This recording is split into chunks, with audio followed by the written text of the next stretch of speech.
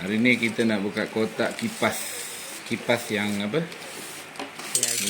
Kipas camping kot yang ni. Okey.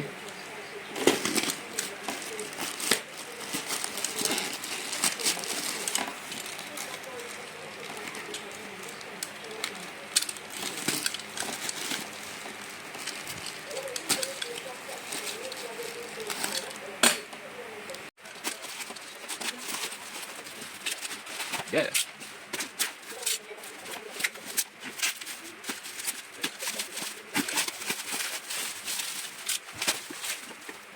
Okey, mari kita tengok apa yang ada kat dalam dia.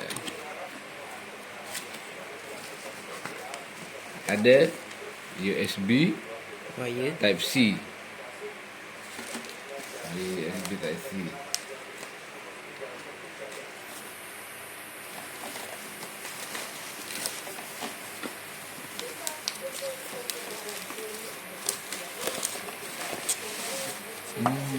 Inilah kipasnya.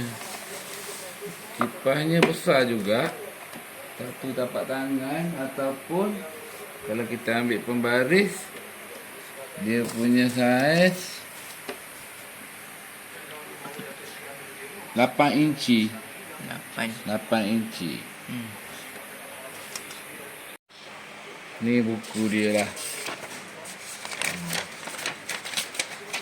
Kipas kita cek dulu dalam keadaan yang elok lah. Keadaan yang elok. Oh, macam tu.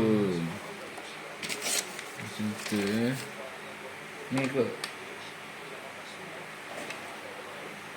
Sesuai untuk letak dalam kemah angin dia.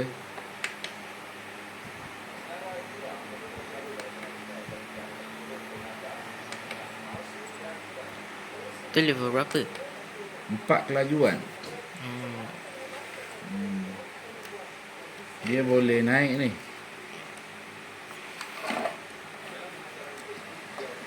Ada teleskop.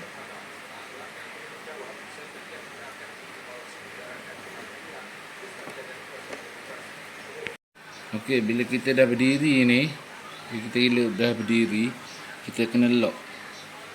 Tutup. Barulah dia tak boleh terbalik ke depan. Jadi untuk naikkan kipas, tertarik ni, dia macam teleskop.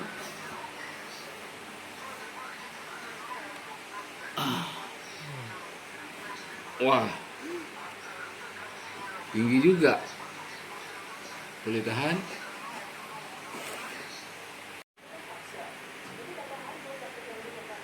Nampak tangan dia ni? Ya. Panjang. 1, 2, 3, 4. 4 lekar. Untuk dia kita tekan dia. Lepas tu kita lipat balik. Buka dia lock. Buka dia lock. Baru kita boleh lipat semula. Jadilah. Kita dapat dia. Dalam tu.